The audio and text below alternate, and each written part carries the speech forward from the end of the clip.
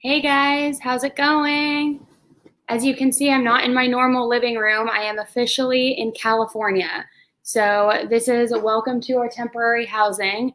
I'll do a little flip up here. Little cute walls. I've got my pup with me, literally like sandwiched in between the pillows. How can that possibly be comfortable? But we got to California. Gosh, when did we get to California? We got to California Friday night. And we are waiting for the place we're moving into to be done. Hopefully that happens this week. And I decided today, which my husband's setting up his computer stuff right now, so I haven't even told him this yet, but I decided that I'm going to do a YouTube video. He's looking out here now, a home series, and show you guys as we move in and the new house, as we decorate it and things like that. But yeah, so thank you for joining me. We now are doing 6 p.m. Pacific time, not Eastern, because I am on California time. So welcome. Thank you guys for joining me. Hi, Kaylee. I see you. Hey, Will. Everybody's here. Leah, Cynthia. We've got the whole gang here. A lot to talk about today. So there are a few updates that I want to talk about, a few new cases, and one of the biggest things that I want to be talking to you guys today about, which we are going to round out the conversation with, is about a woman named Allie. And she is a young mother. Her daughter's name is Hazel, and she is currently battling, trying to get custody of her daughter back, who is unfortunately being sexually abused by her father and appears to have been trafficked out to a couple of his friends as well. And I'm going to go into the details about that. And Allie's actually going to be joining me next Sunday on here. And she's going to be side by side with me, sharing her story with you guys. She's going to be available for you guys to answer questions with you as well. I spoke with her for a long time this afternoon on the phone. And I'm actually going to be sharing with you guys a video at the end of today's live stream where she shares her story with you guys, an introductory version at least, so you can get a little bit of an understanding as to what's going on, what her story is, because she really does need our help. She has petitions she needs signatures on. She has so many legal fees she's facing trying to get custody back of her daughter and save her daughter from this horrible perversion that she is facing right now. And she is literally drowning in attorney fees, as I'm sure you can understand. So there is a lot that we can do to help her with. And if anything, if nothing else, at least bring awareness so that she can continue to call out the corruption that's happening in the legal system where she's located in Dakota County, to hopefully get more eyes on this case so she can get as much help as possible and ultimately bring her daughter home safely and save her daughter. So I see a lot of questions already coming in. Yes, I have already moved back to Cali. I am here now currently. As you can see, this is different than anywhere that I've ever come and done a live stream from before. So before we get started, if you have not yet subscribed to the channel, don't forget to hit that subscribe button. Please like this video, share it where you can, and let's just jump right into it. So I want to start today with a case that has been in the media a tiny bit, and it's a little controversial, and I would love to hear your thoughts too in the chat as to why you think it's controversial, because I actually talked to Will about it either last night or this morning, just trying to gauge what he thought about it. And it's about 5-year-old Cannon Hinnant of North Carolina. And last Sunday, Cannon was out playing with his 2 sisters, riding bikes, playing out front of the house, nothing crazy, in Wilson, North Carolina. And his 2 sisters, one's 7, one's 8, they were playing in the yard like any other day. They were riding bikes, they were having fun, and out of nowhere, a man walks up to little 5-year-old Cannon and shoots him in the head. His dad, Austin, has done a few interviews and released a few statements, and he was inside of the house when the shot went off. And he says that the first thing that went through his mind was that maybe he fell off his bike. And he said the closer that he got to him, the more he realized that something was seriously wrong. And he says that when he saw him, he immediately cradled him in his arms, pleading for help, just screaming to all of the neighbors, help me, help me, help my son, help me save my son, because he's bleeding out. And at the time, the suspect, who happened to be his neighbor, he's 25-year-old, his name is Darius Sesums. Sorry, that's like a hard thing to say 5 times fast. He was in the yard next to him, and he had the gun in his hand. He was pacing back and forth, frantic, and The father, Austin, describes himself as just being filled with rage, but still couldn't get up to and leave Cannon's side to go approach him. And he says, and I quote, "You can't imagine what it's like to hold your son in your arms with a gunshot wound to the head and blood just running down his own arms." And what's so interesting about this case is that he says that he and the neighbor were friendly, that they had virtually no issues, that Darius had come over a day before and had dinner at the house before the shooting, that they both sat on the porch, they drank beer together, they had dinner, they talked, they were friendly, they never had any bad blood. And that's what is so unsettling about all of this, that there is no yet motive that's been identified. So what made him just storm out of his house out of nowhere and shoot this 5-year-old boy in the head in front of his 2 sisters while they're all just innocently riding their bikes and playing out front? And some of the neighbors, I was reading reports, had even said at first when they saw Darius approach him, they thought it was a toy gun. They thought that he was playing with him and they didn't even realize that it really had happened. And so after the shooting, Austin's fiance called 911 immediately, and a neighbor carrying an EMT bag rushed to the scene to help, and Darius drove away. And shortly after, he was arrested on Monday. So the next day, about 30 minutes south of the residence that they had in Wilson, North Carolina. And he's now been charged with first-degree murder, and he's being held without bond. Immediately when I heard this story and I started reading up on it, we said that they have not yet identified a motive, and that we know that the neighbors were friendly, that he was over there the night before having dinner. And so my first instinct was, of course, the normal questions we all have. Is it possibly drug related? Could it be something with a mental health issue? Also, I want to know, what was that relationship between the father and between Darius? Were they friendly? Was there some sort of drug use maybe happening between the two? Could it have been a drug deal gone bad? Could it, and I hate to just throw it out there because we obviously don't want to create stories or rumors and false stories, but could there have been a deeper relationship and this is retaliation of some sort? Thank you so much for the super sticker, Teal. I appreciate it. And so I wanted to know, what is that relationship between the two of them, and why would he just out of nowhere not only do this to anybody, but to somebody who is not only his neighbor, but clearly also his friend? Why would he go up to him and just shoot him in the head in front of his 2 sisters? It really makes no sense. So I see a few of you guys are already commenting and saying, wondering if he's a veteran. I'm not sure. They're really not releasing any details right now, which is so bizarre. Katie, you're saying your heart must be breaking with Theo. 100%. That's literally the first thing that goes through my mind. And Theo's somewhere in here. He's getting a bath right now from Jeremiah. But yes, it's unsettling because at that point, regardless what the motive is, regardless what the reason is, this person's heartless. That this person has some deep-rooted issues to approach an innocent 5-year-old boy who he has been at the family house, having dinner with the family, friendly with the kids, and just in front of the 2 sisters, just pulls the trigger while he's innocent and riding his bike. It literally makes no sense. And so I do think that there is something that's happening that we need to know, what's that relationship, because we do know that Austin had a fiance and she's the one who called the police, called 911 right away. But could there be some sort of drug deal gone wrong? Could they have, could he have been buying drugs off him and screwed him over? Could there have been a hidden relationship? I mean, there's so many unanswered questions that could be the stem of what the motive is. So this, again, just happened last weekend. So as more details emerge, I will let you know. And we're trying to just kind of figure it out and get to the bottom of it, because it's heartbreaking. And imagine those 2 sisters too, 7 and 8 years old, after how they are old enough to be aware of what's going on, but also they're not old enough to process that and to grieve properly. And what kind of damage does that create on somebody mentally long-term to see that happen to anybody, but to see that happen to your young brother? And I just want to share really quickly with you guys a picture of him in case you haven't seen it. I mean, literally, look at this little face, the sweetest little face, the sweetest little boy. Look how big his gummy smile is. And for somebody to just take his life away in such a senseless moment, it's truly horrible.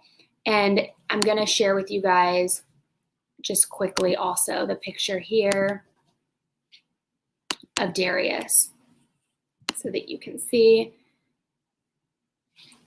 Again, I'm not trying to create rumors or cast judgment, but just so you guys can get a visual of everything. And I know that there is a lot of conversation as to why there isn't more media getting on this. And thank you so much for the super sticker, Isabella. I appreciate it.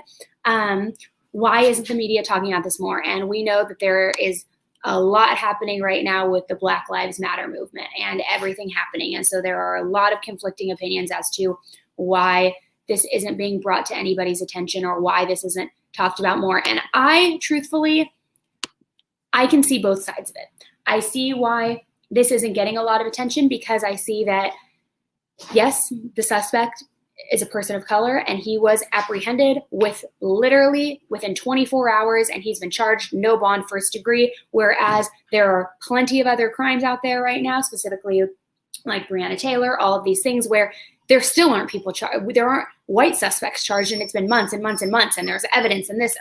So I see yet here we are and this person was charged literally within a day. And I see both sides of it because then on the other hand, you say, it doesn't matter at the end of the day what the race is and the color. This young child's life was taken. So I do find it, I have my little dog Freckles here, sorry. Nutcase.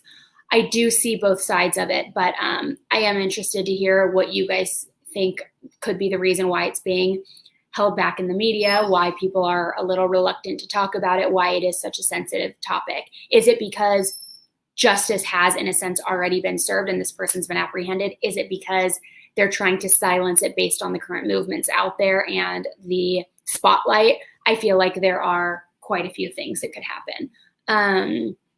And we don't know what that reason is. But what we do know is, of course, that it is just heartbreaking and not deserved, and it's horrible. And hopefully more details come out soon so that we can get some sort of idea as to what the motive was behind this, because again, it really makes zero sense. And the fact that, again, he had this prior relationship, it just, it blows my mind. So I'm reading your comment, Jackie. Also so sad, but he was a child and children in our society don't get as much attention. I agree completely. Don't really matter, which breaks my heart, AKA trafficking. I agree. And as I mentioned, we're going to be talking about a really big case regarding child trafficking and child abuse at the end of this video. And I'm going to share a video with you guys that I really want you to see. And then Allie, the mother, is going to be joining me live next week and talking to you guys about her story. And she is actively trying to save her daughter, her 5-year-old daughter, from being abused by her father. So we're going to talk about that. And I know there's been such a heightened emphasis right now on child trafficking, which I think is great because we need to be bringing awareness to it and we need to constantly be talking about it and sharing information. So I encourage you guys to not only stick around and watch that through the end of today's live stream, but join us on next Sunday where Allie's going to be talking with you guys as well. Will, let's see. I wish we knew more about the motive. I completely agree. And I really want to dig into what that relationship was between the two of them. Was it truly just they were friends and he had a mental breakdown and shot him? Was there a retaliation? Because why not approach any of the other children? Why go up to him? Is it something because of that he's another male? I want to know what that all looks like. So it's going to be interesting to start getting more information about that. And then quickly, I want to talk a little bit about the Suzanne Morphew case, and let me know in the comments if you've been following that and if you're familiar with that case. And I'll give you a little bit of a brief rundown as we talk about that, because I really want this to be something that we all discuss together. But Suzanne was reported missing on Mother's Day. So it's been over 3 months now that she's been missing. So she's been missing since May 10th. And she went out of her town in Maysville to go on a bike ride and never returned home. And at the time, her 2 daughters were out of town as well on a camping trip, and her husband was out of town working in Denver on, I believe, a work trip. And then there were mixed reports saying that he was out of town on a work trip and that he was also then once out of town on a training. But it appears that he told the family he was working in Denver at the time. And so she goes missing on May 10th, and after going for a bike ride. And as we know, immediately the husband is suspect number one. And personally, I haven't come up with a strong enough opinion yet as to say, I think he's guilty. I think it's for sure him. I think he's involved. However, he has denied to do the polygraphs, 2 of them, which I think is a little alarming. And I get it because sometimes the nerves can sway the polygraph either way. But if we know the polygraphs are inadmissible in court, then why not do that just as a means of trying to show that you are innocent and that you're trying to actively find your wife? But that strikes me as a little odd.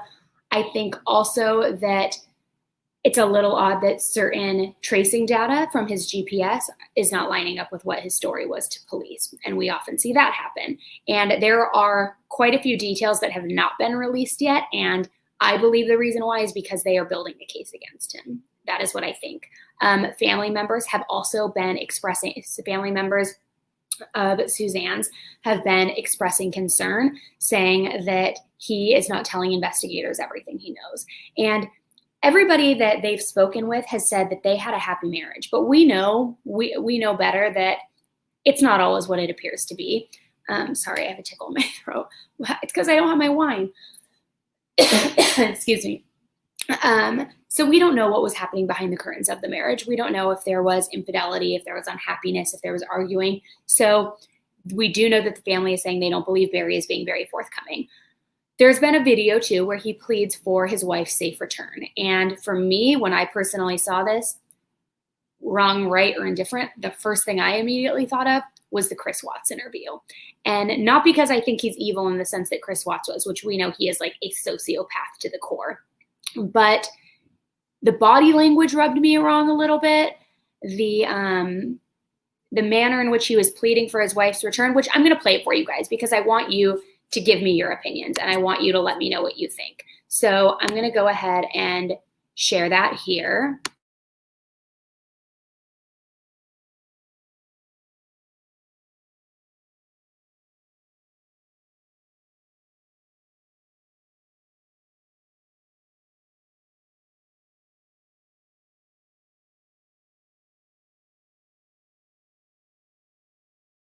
Oh, Suzanne, if anyone is out there that can hear this, that has you, please, we'll do whatever it takes to bring you back. We love you. We miss you. Your girls need you. No questions asked. However much they want, I will do whatever it takes to get you back. Honey, I love you. I want you back so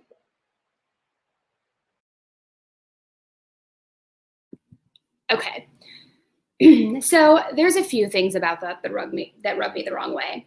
First, he seems a little cold in my opinion. Welcome to It's a Crime. I'm Linda. Oh and today, sorry.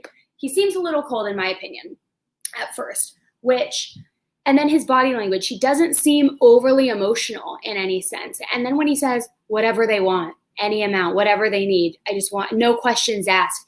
It just seems like a hybrid of the Chris Watts thing. And then also it kind of seems like a hybrid of Drew Peterson, if you're familiar with that case, where he's like, I think that she just went off to go with her boy toy and do this, do that, and no questions asked, come back. Like it just seems very detached and disconnected for me. But please tell me what you guys think. I'm interested to know.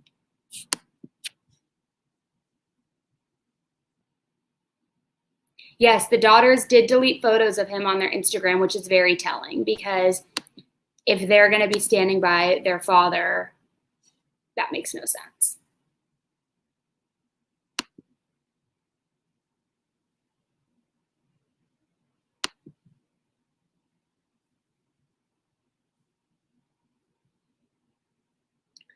I see an innocent person would take a polygraph regardless. I agree. I mean, and I get it. It's a very personal decision. But for me, I would take one. What would you guys do? Would you take one?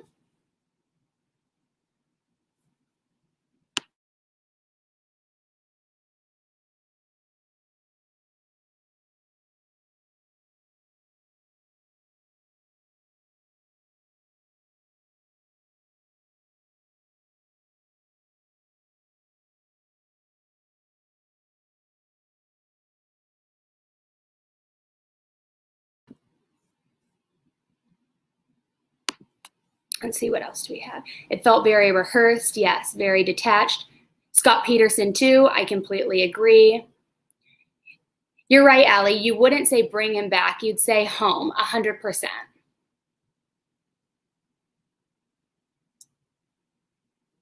A lot of comments here that are where you guys agree that he's giving Chris Watts vibes. Amy, my sissy's on.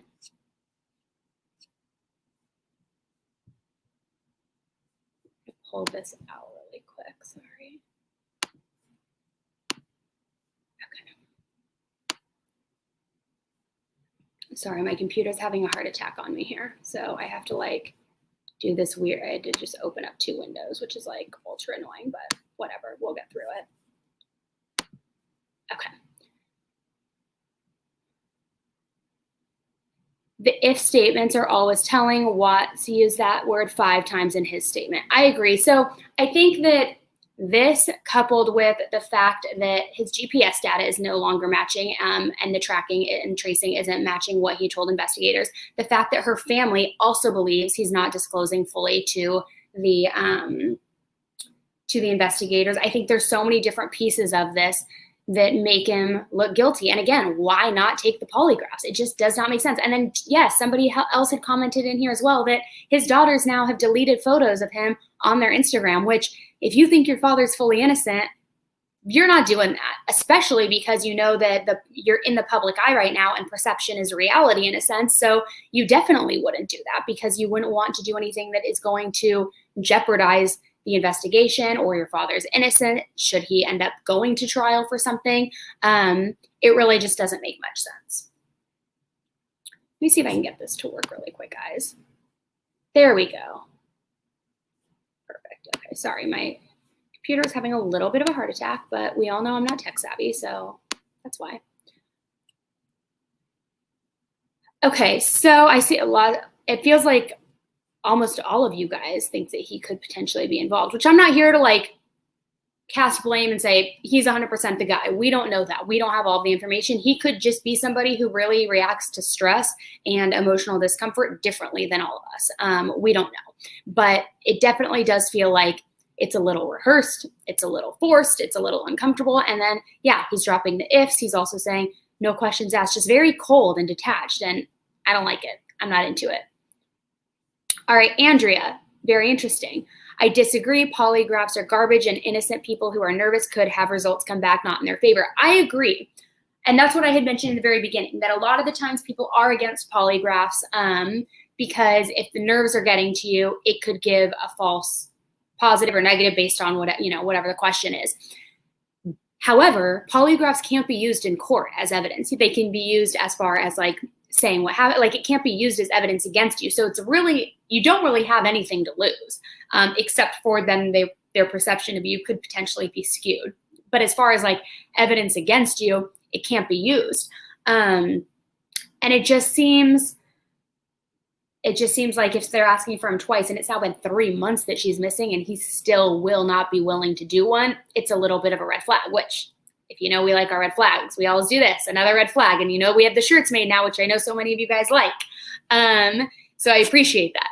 I love all of the advice and all of the insight. So thank you. All right, KR, thank you for the super chat. Please do a video on Layla Cat. I've been getting a lot of requests for this one. I swear it is on my list. It is in the queue. That we will do that. Absolutely, 100%. And thank you for sending the super chat. I appreciate it. Let's see. Sorry, I'm trying to catch up with all of these comments. There are a lot of them here. Okay. Another red flag. Amy, thank you. Okay, so now let's jump over into the case that I talked to you guys about with Allie. And so I'm going to show you this video and where she gives you guys a breakdown of what's going on with her case. And as I mentioned, she's going to join me next Sunday, and she's going to be here talking with you guys directly about it. You guys can ask your questions in the live chat, and I'm going to have the links to share with you to the petitions to sign and the GoFundMe account to help her with her legal fees. But to give you a little bit of a background before I show you this video. she's fighting for her daughter, Hazel, who's 5 years old. And her daughter, when she was just 3 years old, first disclosed to her that she was being abused by her father. And it's pretty graphic what she disclosed to her mom. And she also had quite a few exams at the doctors where it was obvious in the sense of certain infections that came back when she had, I'm trying to be clear on what I can say, certain infections that came back with her UA, which is her urine analysis. And she had, I believe, 5 of those that all came back, and it showed different cells, pieces of blood, bacteria infections. And they tried to say that it was due to bubble baths, because if you're a young mother or if you're a parent, you know that they say when you do have a little girl, you're not supposed to give them long bubble baths unless it's all natural, and let them just kind of sit for a long period of time and stew, because it could create that. They were trying to blame that on that, which was not the cause. Thank you for the super chat, Nick Twisp5. And so she had all of this evidence. She also had a friend of hers who gave a sworn affidavit, clearly saying, I also witnessed Hazel disclose and point and do everything that she was supposed to do. So as Allie then brings this to the police's attention, the court systems, all this stuff, they're trying to paint her as unstable, discredit her, say that she was coaching her daughter, that this wasn't real. So then she, of course, in turn, they all tell her, get documentation, get video of your daughter disclosing, do all this so that we can use it as evidence. She does all of that. And when she goes for that court date, they basically tell her, no, you shouldn't have done that because now you've tainted the evidence, which is insane to me. And so apparently there is a lot of corruption that's happening in Dakota County, which is where this is all happening. And unfortunately, there have been several cases like this that have happened in that area. And something that Allie told me today when I spoke to her on the phone that I had no idea about is that pedophiles, their first offense, they get 2 to 5 years. And they don't go into Gen Pop. They go into an isolated area with other pedophiles. So they're all together. And then they all so they can even be in there brainstorming together. Like, it's just crazy. And like, she was telling me other certain cases that have gone down in that area. She's been talking to girls who were Hazel's age when that had happened, and they're adults now. And so she is actively not giving up. She is trying to fight to get Hazel back. It's been 15 months now since she has seen her. She no longer has contact with her. She's not allowed to FaceTime her. She said that one of the times that she had FaceTimed her over the last 2 years, when they still had 50-50 joint custody, she had said, how was your day? How are you doing? And she said, good, daddy didn't try to pump me. Like, it gives me the freaking chills, and it makes me like so enraged and irate. My sister and I were talking about this earlier. My sister's like, we should just go and kill him, like, which we wouldn't, obviously. So I probably shouldn't have even said that, but you get where I'm going. Like, children are off limits. Everybody's off limits, but like, children are off limits.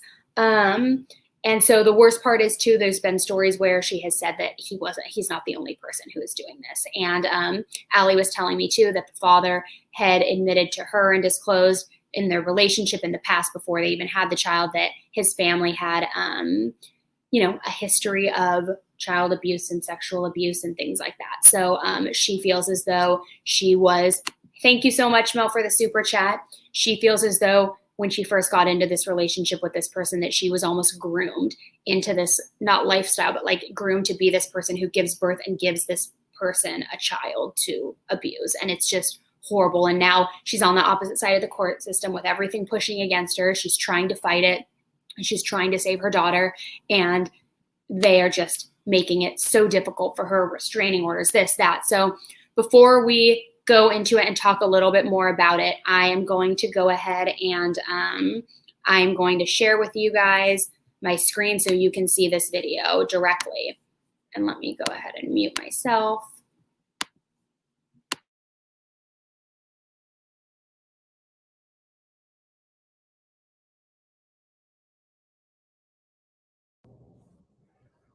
Hi, my name is Allie, and I have been fighting to save my daughter from a family court system which has enabled the continued sexual abuse and trafficking of my 5-year-old daughter for the last 2 years. In September of 2018, my child told me she was being molested. Everything I did after that point was exactly what I was told to do, recommended to do, advised by doctors or by an attorney. On Monday last week, the judge who has been in charge of my case granted full physical and legal custody to my daughter's abuser. There was a trial. It was 4 days long. And it would appear that the judge ignored almost every single piece of evidence that was presented. She ignored my child's disclosures, to me, to the employees at FamilyWise, and to CPS employees. She ignored medical findings, multiple of them consistent with abuse.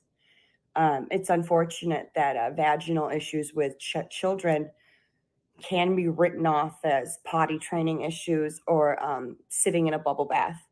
But when you have 5 year analysis over a year that all consist of blood traces in them, you've got different ones with mucus, bacteria, epithelial cells, which are skin cells, and renal epithelial cells in her urine. That's the skin cells from your anal tube. I just wanted to step on her because there's a couple things I really wanted to make clear. Fighting for the justice and safety and protection and healing of victims, past, present, or future, surpasses any religion. It surpasses any political party. It surpasses any creed, culture, financial situation. It doesn't pick and choose, and one side fighting without combining efforts with all the other sides will not succeed in overcoming this problem we have in the world. With 800,000 people going missing every year, and the much larger amount being about 400,000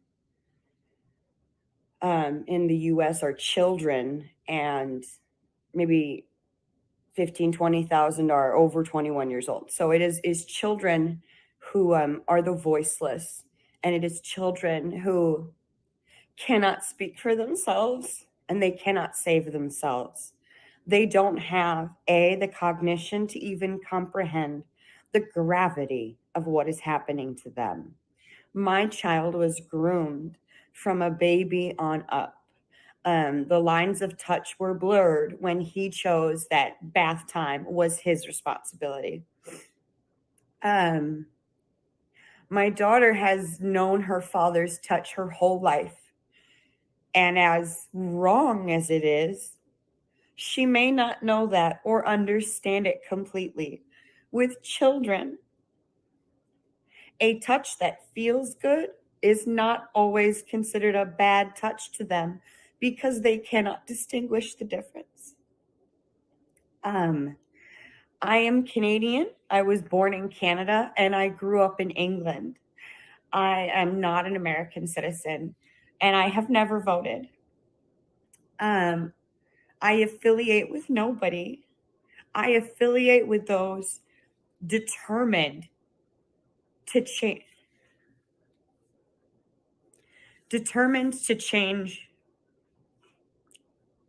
this war, which has overpassed the war on illegal drugs and weapons. Children are the number one exploited and sold and bought black market commodity in the world. And when my 3.5-year-old was able to describe to me situations where she was involved with multiple adults and multiple children, and sexual abuse occurred, at 3, she was able to describe and show me that sex toys had been used on her.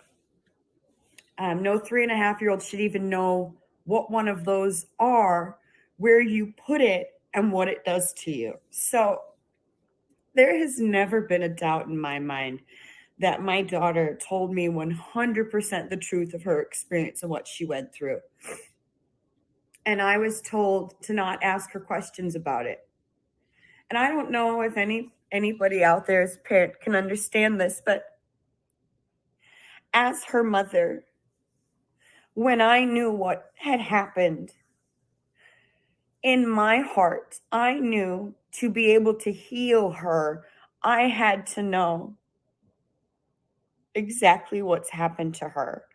I had to know what evil I was up against when it comes to putting her back together. Despite her responses and descriptions and disclosures being detailed and of innate sexual knowledge that she shouldn't have been able to either describe or even say or have any understanding of, I believed I was also told by a police detective to do it. I believed in filming my conversations with my daughter, I was obtaining the most damning evidence that there is.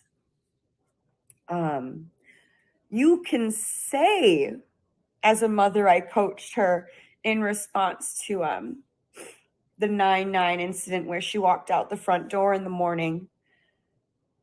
But what if you think about that logically, that means I had 2 days to program my child to continue to disclose, draw, and have medical issues regarding molestation, sexual abuse, physical abuse, trafficking. A bruise was seen on her body, on her hip bone. It was a thumbprint from somebody gripping her waist. And the guardian ad litem was in the room and knew about it. An investigation had to happen. And he was put on a CPS safety plan last year to not hit her. Nothing like that has ever happened to me. I've never been accused or investigated. There's no charges. Me and my ability to mother was not what was on trial. Even he said he had no fears of Hazel in my care and that I was a good mother. My daughter's been illegally stolen from me for absolutely no reason and with no due process. And upon looking at the judge's final orders, it would appear as if she didn't attend the trial, or she had her ears plugged, or she's not 100% honest.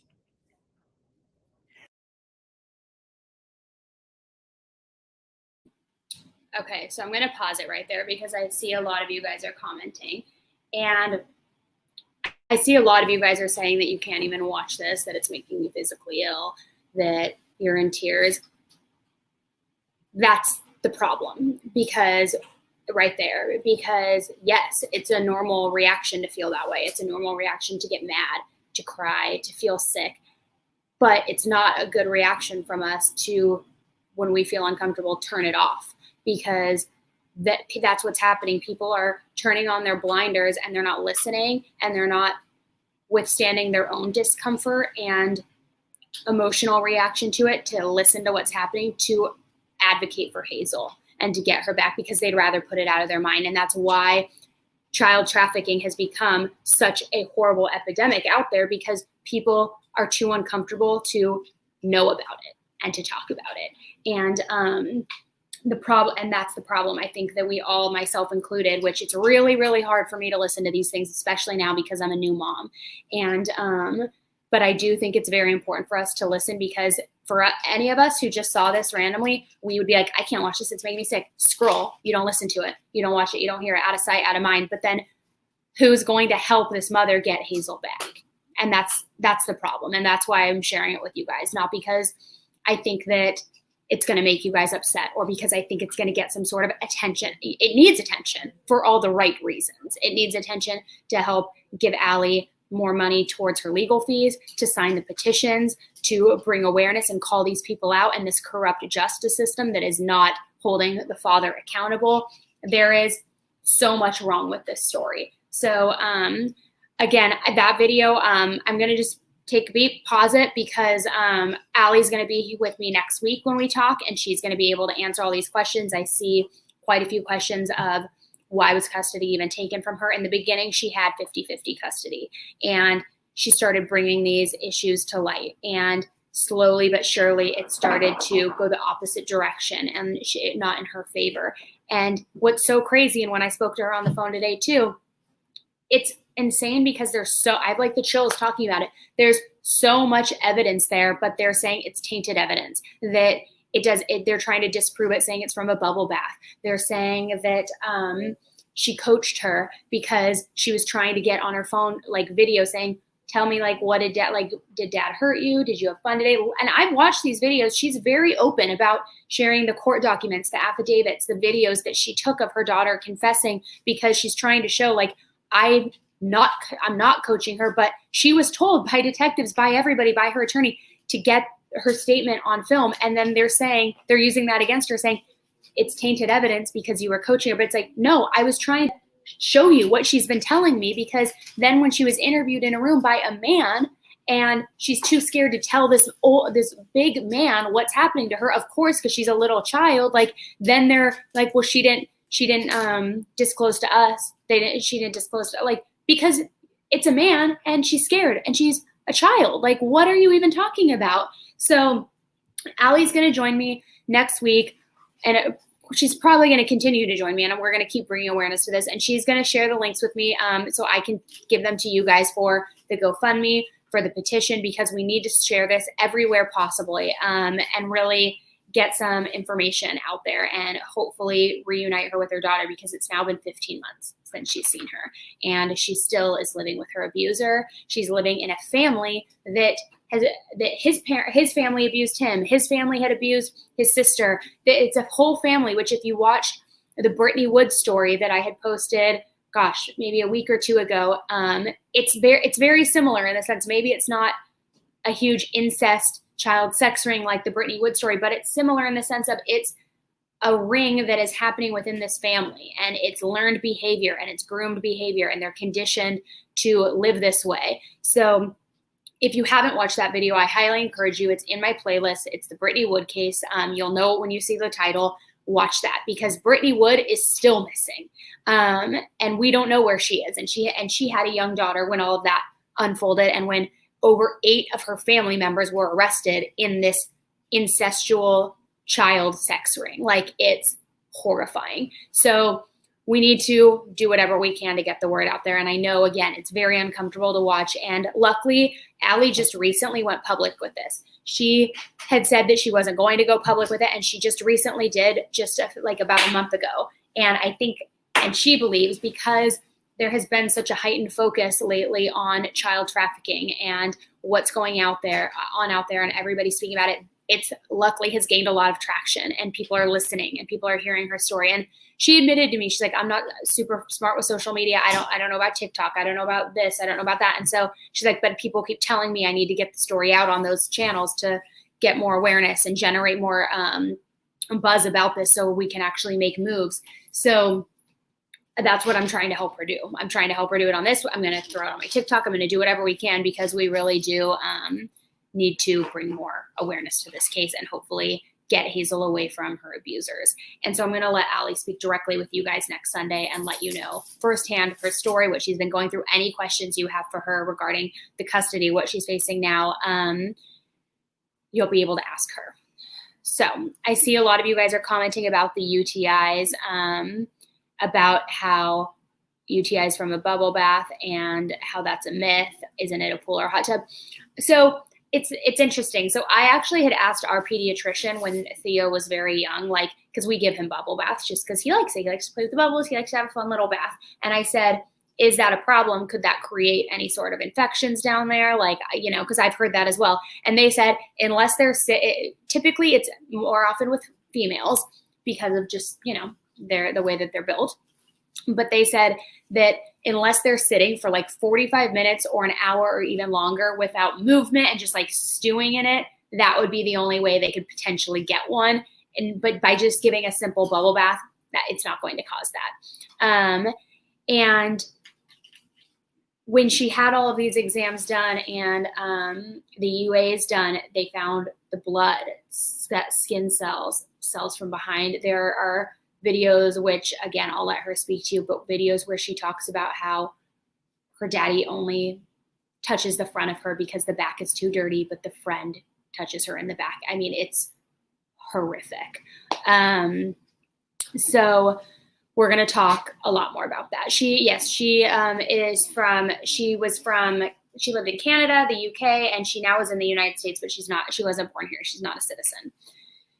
So this whole county too, which I'm going to let her speak to you guys about because she is so knowledgeable. When I had her on the phone today, I mean, my sister was with me in the car too and was listening to everything, and she knows her stuff. I mean, she knows every single person in the court system by name. She was dropping and citing different cases that have gone on that are similar and the corruption that has happened in there. And so I'm going to let her talk to you guys and explain that directly because I don't want to misspeak. And she obviously knows firsthand everything.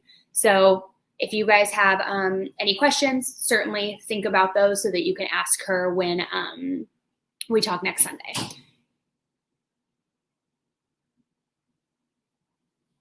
I see a lot of mixed comments in here about could the mother be lying? They're trying to discredit her, and just my intuition as a human and as a mother and as a female, I do not think she is lying. I think she's advocating for her daughter, and she's trying to do everything that she needs to be doing and that people told her she should be doing to get justice and get help. And you hear too, she says, the father never said he's never worried about her being in my care, that he knows I'm not abusive, that she's safe with me. Like, there's never been anything to pin her as a bad mother ever. So there would be no need for her to make up this grandiose story, especially about something so horrific. Cheeky Chelly, you're saying, I'm a nanny of a 3-year-old girl, and I know for a fact that she would never speak openly to a man like she does to me, her mom, and other mommies she's met. That is crazy to me that they would put a male officer alone with a child to make her talk. Even as a grown woman, I'd rather talk to a woman than a man. 100%, I could not agree more. Especially if you're say only being abused by your father, you're still scared of men. But if there are other men involved, and then this other man is coming in and questioning you, at 3 years old to 5 years old, of course you're not going to be like openly willing to disclose. It's like you're scared. That's why she felt she needed to get these things videoed and recorded so she could show them. But then they were saying, no, that's not real. You coached her. I mean, the whole thing is just horrible. I'm glad to see that a lot of you guys are talking about it because that, again, unfortunately, as uncomfortable it is, that's the only way things are going to change if we continue to talk about it. So that being said, we talked today about young Cannon and the senseless murder that took place at his house by his neighbor, and we're looking and waiting to hear more of the details emerge on that to see what that relationship was between the father and the neighbor and what the motive was and what the sort of retaliation happened from there. We talked about Suzanne Morphew, the latest updates there, what's going on with her husband, Barry, and we watched his weird-ass detached video where he's asking for her to come home. And then we talked about Allie's story with her daughter, Hazel. Oh, yes, Amy. My sister's in here. Say hi, Amy. Let's go here. When she was on the phone talking to me, she said it was a big man, not a bug man, a big man in stature that was the one interviewing her. So we're going to talk more about that next Sunday and talk with her. If you guys have case recommendations, please email them my way. If you haven't yet, please subscribe to the channel by hitting that subscribe button below. I see quite a few of you guys are now official 10 to Life members, which is amazing. And if that you haven't heard of that, there's a link in the description box below. And basically it unlocks different perks, direct access, private Zoom chats, private members only perks. There's options to do cases side by side, the case of your choosing. So there's different tiers you can choose from. And so if you want to become an official 10 to Life member, click that link below, become a member with all of us. We're growing. We're a pretty big crew now. Don't forget to subscribe, share this where you can. like the video, and if you want your true crime merch, head to shopwithannie.com and get to it. Yes, can we have a discount code for Hazel and the money goes to her case? I love that idea 100%. We will do that. Absolutely. I will create that. Give me until midnight tonight and I will get that up, and let's do Save Hazel. How about that? Save Hazel will be the promo code. And all proceeds we will send to Allie. I absolutely love that. And on next Sunday, I will let you guys know exactly how much money we raised. So perfect idea. I absolutely love that. Thanks so much for listening to this case with me, you guys. Any recommendations you have, email them my way, AnnieElise55@gmail.com. And until the next case, stay safe. Bye.